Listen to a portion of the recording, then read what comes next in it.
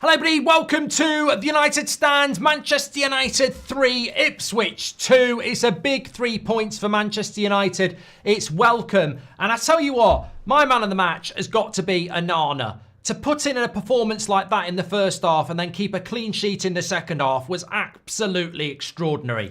Of course it wasn't. We'll get into the player ratings. I think my man of the match might shock people, but I'm not going to change my mind even when we work through and I see that you've gone for someone else. I want to talk about, I don't think it was Bruno, by the way, but I did think he had a better game. We'll get into that. I want to talk about two things to start off with, because when we drop points or we lose, we get this stupid pile-on from ex-players and the media and some of our fans that we need to change the system. And the hilarious thing about this is it's actually the system that won us the game today, because the adaptability of that system, if you watch Sporting against Man City back in October, at times they played with a back five and then they broke quickly and overwhelmed them in the second half. In this game, you go down to 10 men and people are going, why doesn't he go to a 4? Why doesn't he go to a 4? Because it's not what he does. I think in 4K, we actually had a little glimpse of why Amorim will not and should not change his system. Because it's not his system, a back four. He doesn't play a back four. I don't know how many times Robbie Savage, Gary Neville, Paul Scholes and everybody else needs to be told he doesn't play a back four, so stop saying he needs to change to a back four. He doesn't play one. He just doesn't. So I think what we saw was that when he took Garnacho off and he went with Mazraoui on, sorry, I've just lost me player ratings there. When he went with Mazraoui on, we went to a back five and Ipswich couldn't break us down. We were really difficult to break down. The same thing happened when we went down to 10 men against Arsenal. We're actually really hard to break down in that system. Amorim doesn't want to play with a back five and be boring, but it's really difficult to break us down when we sit in. And that's the second time this season that's happened. And remember, it was 2-2 at half-time as well. So whilst it's a back five, it's still capable of getting up the other end of the pitch and winning corners, which we can score from. So the hilarious thing tonight is we're still getting all these people saying the system doesn't work. It needs to change the system. This is a guy that's never played the system the ex-players want us to change to. But the system actually got us the win. Specifically shut Ipswich out and got us the win. But you won't hear that. They'll still be there going, the system doesn't work, because they're morons. And also, can I also say, since January the 1st, this might surprise some people, since January the 1st, we have won 7 games, we have drawn 2, and we have lost 3. 7 wins, 2 draws, and 3 losses. The way they're talking, oh, we've got to change the system. It's just not working. It's embarrassing. You know, sometimes the media agenda can be total and utter PR spin nonsense. How the hell is this manager being told to change his system when with players that can't play it, he's still got 7 wins, 2 draws and only lost 3 games? It's incredible. But look, I think tonight Amorim's army is probably the right word. They did fight. They were warriors, none more so than Agate. And whilst I'm not going to sit here and say it was good, it was a circumstance that you just had to deal with. You've got a goalkeeper making 2 big errors. You've got a young lad getting sent off. Out the window goes any confidence, composure, and it just becomes chaotic. It becomes emergency football. And we dealt with that emergency quite well. We dug in. We fought together. And we fought out a result. And look, Ipswich, can I just repeat, at no point did Ipswich look like they were going to score. In 45 minutes against 10 men, they didn't look like they were going to score. So you've got to give the defence and the midfield and the whole team a big round of applause, because Ipswich were no threat in that second half at all, not even for an equaliser. So yeah, I think that it worked really, really well. But that's not going to be very popular, is it? Because we need to change the formation. I want to talk about Dorgu. There's a few things I want to talk about. But some people will say, why do Man United perform well in a game like that, but they can't perform for the first hour against Everton? I think it's just the camaraderie of backs against the wall. Anfield, Etihad, Emirates. We've seen it 3 times under Amorim. And then we've seen shit performances at Portman Road, Goodison Park, at home to Brighton, etc. You go down to 10 men and it kicks in. This team is not totally useless. And it hasn't been totally useless for a decade. There has been sporadic results where you go, how do they do that? But then they do that. That's always been the way with United. There is something in there where the light switches on. And I think going down to 10 men, backs against the wall, we can fight. And we did. But that doesn't mean we will fight again with 11 men against Fulham at the weekend. Far from it. So I understand why we can kick in and fight, but it's making them fight on a regular basis consistently, which is the problem that Amorim has spoken about. But just want to say as well, I think, and obviously we'll give him a score in the player ratings, but I do just want to say about Dorgu that let's not burn a youngster here. Like, I don't blame him at all for the goal. And I think the red card is just unlucky. That could have been Bruno, that could have been Agate, that could have been Maguire. It wasn't specific to him being aggressive or out of control. I think the conditions played a lot. I think he's a young player, and I just think he just timed it wrong. It was 100% a red card. He's going to get a 3-match ban, but I don't blame him in the sense that he was stupid or anything like that. I just think it was just one of those. And this is something I would say that needs to be said. You know, when we're going to look to buy Quenda from Sporting, who's 18, and Garnacho's 20, and Mainu's 19, and Dorgu's 20. This is the other thing about young players. They're not going to be ready. They're not going to be consistent. They're going to make mistakes. They're going to learn from those mistakes. So if our plan is to bring Quenda in the summer, he's a good player, but let's expect next season that he might be getting red cards or scoring an own goal. That's the whole thing about buying young players. They aren't experienced and they will make mistakes, and he will learn from that, and that's absolutely fine. And I think he's a good player, and I think it's a real shame that he won't be playing on Sunday and we'll be back using Delo at left wing back. But there's not a lot you can do about it. I think we all agree it was a red card. Before we start doing the player ratings, by the way, make sure you register to do the player ratings. This is our new system. It worked really well at the weekend. We were a lot closer, a lot less shit in it. To do it, links in the live chat or the video description. I'm going to give you a couple of minutes before we start anyway. Click the link, email address, password. You'll get a confirmation. It will come through this time, and then you can do your player rating. So I'm going to give you a couple of minutes before you can do that.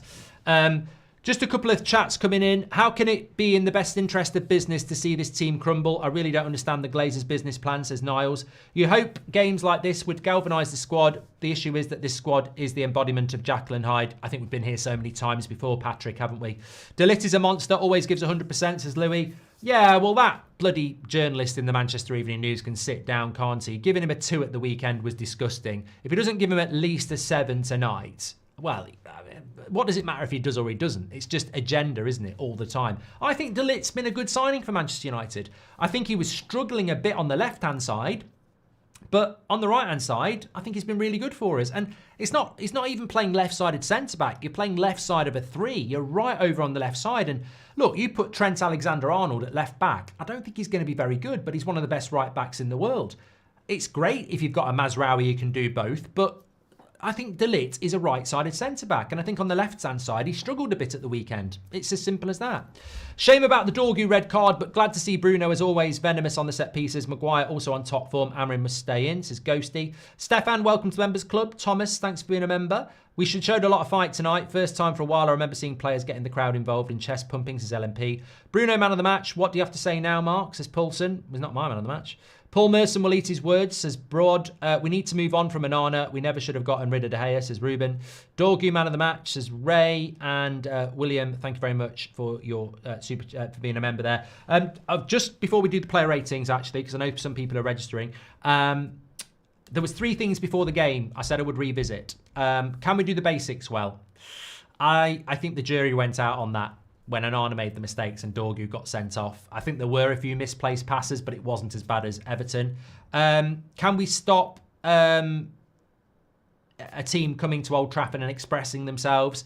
I think we did in the second half by defending well, but I think in the first half we didn't stop Ipswich expressing themselves.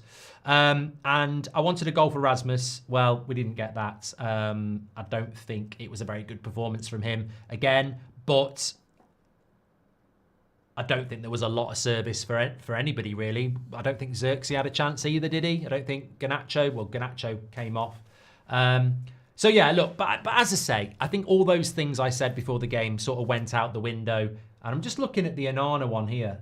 I don't know what Onana's doing. I mean, Dorgu's just sort of like, what are you doing?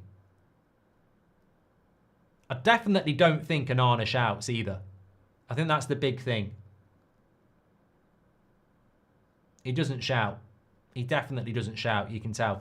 Right, okay. Let's do these player ratings. I need this one. Okay. Mark every player out of 10, 6 being the average. Let's get ready to rumble. These are going to be very interesting tonight, I think. Sorry, I've just had a message here.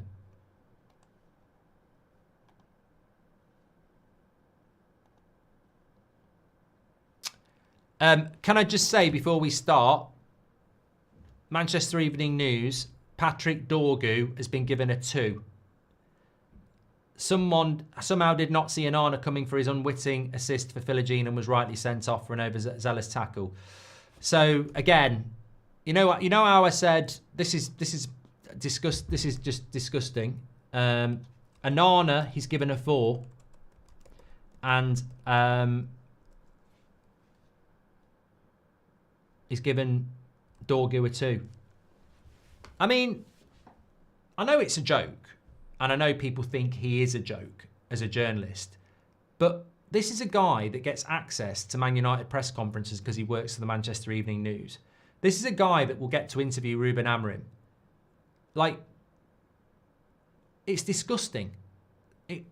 What did I just say a couple of minutes ago? Please don't burn a youngster. He's 20 years of age. And we're giving him a fucking 2.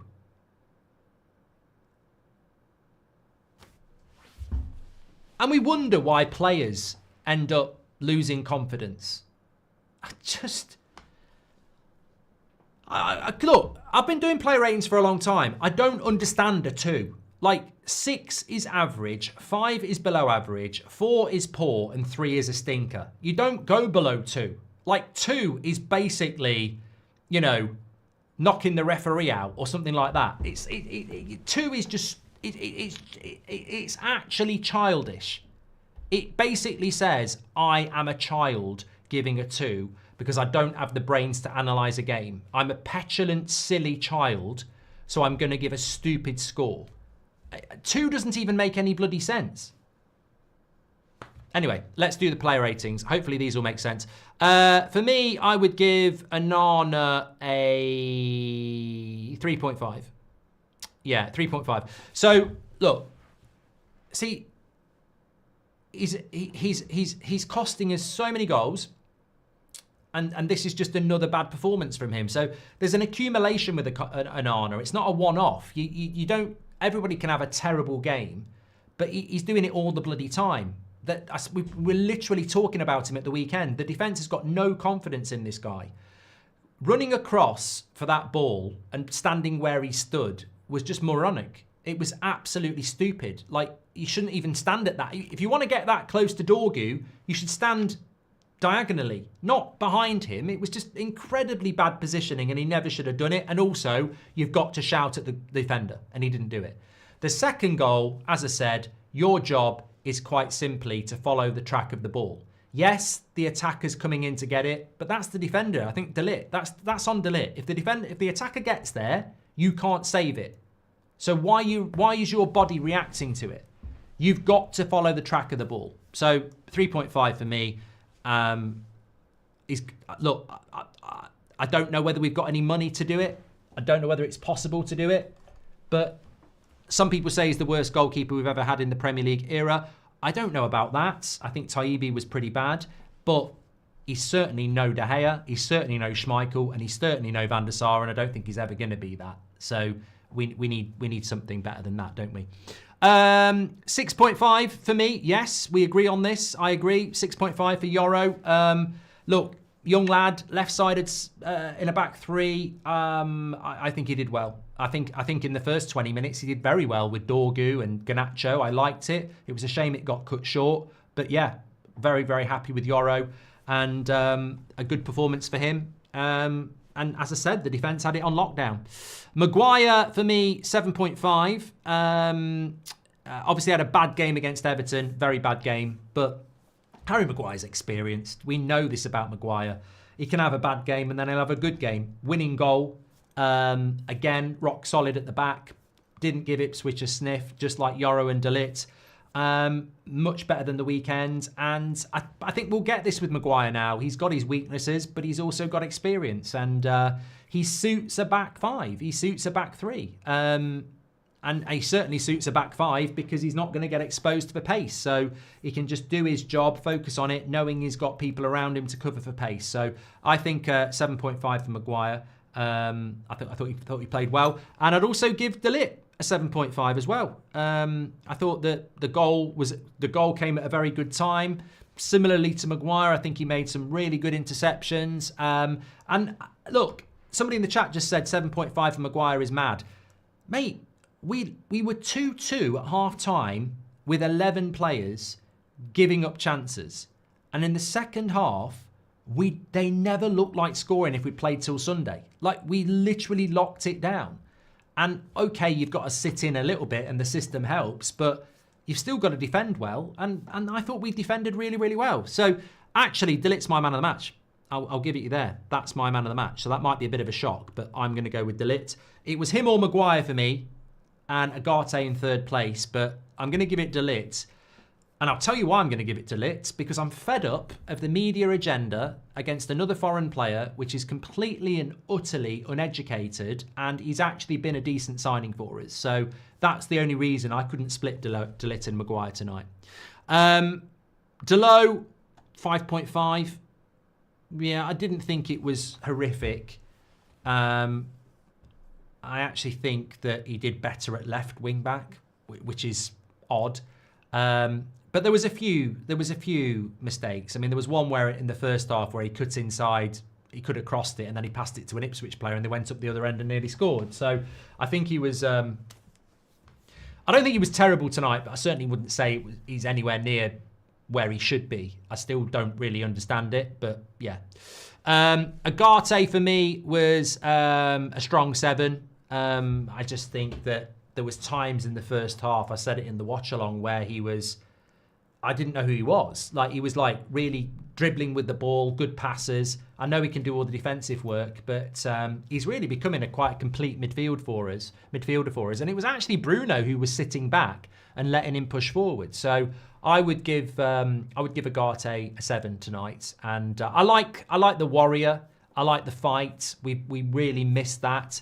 And he obviously brings that to the team. So I was very, very happy with Agate today, because I was worried that sitting with Bruno Fernandes next to him, he'd be overworked. But actually, Bruno did show a bit of discipline today. And that's why I would give Bruno a 7 as well. I wouldn't give him man of the match. I don't really understand why he got man of the match. Again, obviously, he's probably got 3 assists, has he? I think he had 3 assists. Maybe 2 assists. And it was a lot better. You know, I didn't understand the glow up for the Everton game. I thought he played badly in that game. But in this game, he was more disciplined. He did hold his position better. There was a few misplaced passes. There was a few Hollywood passes. But ultimately, he's got 2 assists. He was disciplined in the midfield. And I think a 7 is very fair for Bruno. 6.3 from you. I think a 7 is fair. That's just checking there, actually. 6.5 from you for Agate, 5 for Delo, 6.8 for... you're being a little bit on the low side compared to me, I think, tonight. We're about 0.5 difference. Dorgu... for the red card, a 5. Yeah. I think you've got to mark him down for the red card, although I think it is justifiable. I'd give him a 5. I don't blame him at all for the Onana goal. As I said in the game, the ball comes over his head. If you've ever played football in that position, you are thinking about the ball over the top, and you are thinking about the player chasing you, and you are thinking about letting it bounce once and then doing something. And by the time you do something, there's a goalkeeper stood that way, not covering the goal. I don't know what he's supposed to do. And people saying they both at blame for the mix-up. I've played the game at amateur level, pub level, and in that situation, if I can hear my goalkeeper saying keepers, I ain't touching it. I ain't touching it. Nobody's touching it. So the fact that Onana didn't shout puts it exclusively on him. You're not going to ignore keepers. You're just not. You're going to think, thank God, because actually it's not an easy ball to deal with in over the top, skimming off a wet surface. So he's absolutely not at fault for that. I just mark him down to a 5 for the red card. Xerxes 6.5 for me. Very, very difficult game. And I thought there was elements of it that were good. Work rates, nice little link up. But it was a tough game. It was a tough game for Xerxes. And I think he did about as well as he could do. Wasn't really any opportunities to score. But I think he's doing well. We haven't really got anybody else, and I think he's doing okay. When you look at, when we talk about Rasmus in a minute, I thought Xerxes did quite well. Garnacho, it's really hard to judge a player who ends up getting subbed off because of a red card and doesn't play a full game. I'd say it's got to be a 5.5. But look, I can't give him and well, I suppose you could give him a 6. I understand that. It's not really his fault. Although I would say there was a point where he cut inside and he could have played Rasmus in and he didn't. And I think that's got to change. And at 20, I think it will change. But they've got to pass. Because, all right, you might not think Rasmus is good enough, but that might be Osimhen next season. That might be Gyökeres next season. You've got to play the pass. And I still think sometimes we're holding on to the ball for too long. And what I like about Dorgu is he wants to put the cross in. Delo won't put the cross in. Garnacho's got to release the ball when it's there. But look, hopefully he's raring to go for Fulham. He's got a good record against Fulham. Rasmus today, look, I'm going to say this. It's got to be a 4. It wasn't good. And I'm happy people are giving a 4.8. I gave Onana a 3.5. So Rasmus is quite close to that. But I want to explain it. I'm never going to do Player FC and I'm never going to do Agenda or anything like that. I mark it as I see it. And I thought Maguire... Did Maguire get a 4 at the weekend? I think I gave Maguire a 4 at the weekend and then he gets a 7.5. That's just how it should work. It's not personal. It's just based on the game that you watch. And I like Rasmus. I still hope that he can become the player I think he can be. But... it's like he's getting worse.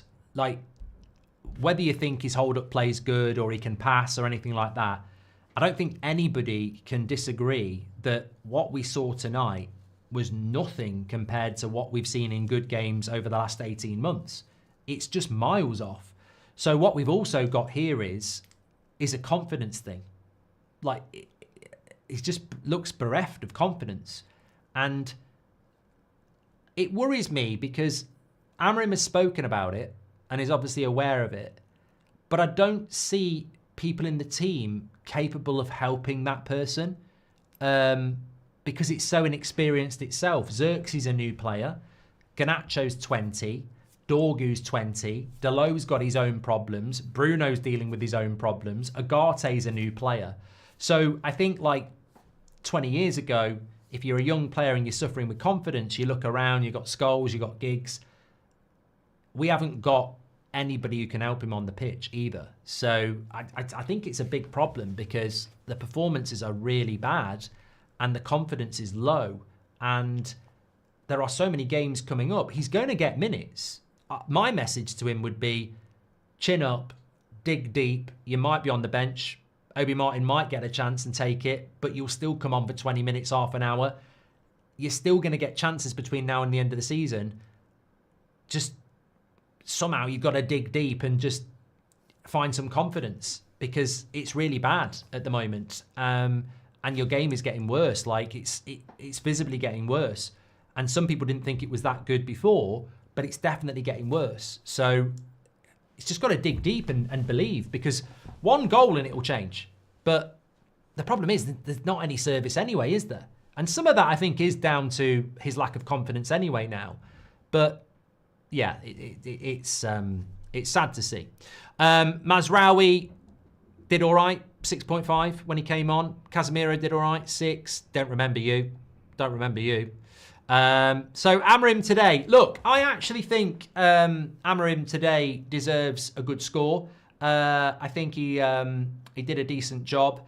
You can't blame Amorim for the red card. You can't blame Amorim for the goalkeeping errors, and they sort of dictated the game. So as a coach, it's sort of out of his control in an attacking sense. But tactically in the second half, it's all about his system. So I'm quite happy because I just do not understand these people who talk about his system when we've won 7, drawn 2 and lost 3 since January the 1st. It's not catastrophic and these aren't his players and he has to stick with his system. But then in the second half, his unique system won us the game. We shut Ipswich down. His system was perfect. I think if we were playing Ten Hag with the back 4, we would have conceded more chances. The fact that that Amorim system can become super defensive at the switch of a button actually helped us today. So I would give him a 7. And look, Ipswich are a team that looked good in the first half, that are desperate to survive and have a huge opportunity, and they created nothing. You've got to give credit to that. Man of the match, De Ligt. Well, I'm very happy with that. That's 2 out of 2 for me. I've been on the right side of the man of the match. Only 29%. It's not massive, but second place Harry Maguire, 23%, and then third place Bruno Garte in 4th. But yeah, well done to De Ligt. Very, very happy about that. Smash a like if you agree. Well done to De Ligt. And well done to Manchester United. Look, it was a battling performance. I think the good thing about that game is that we now move on to very, very quickly Sunday, FA Cup, really big game for us, and then Europa League. So there's no time to sit there and go, well done, everybody. We have to move on and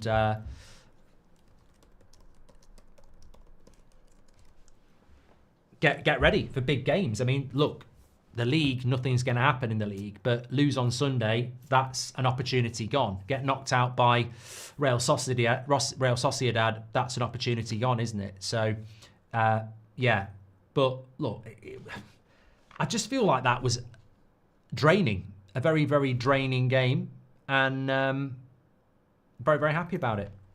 Right. Man of the match, De Ligt. Well done, everybody. Thanks, everyone who did the player ratings. Really appreciate that.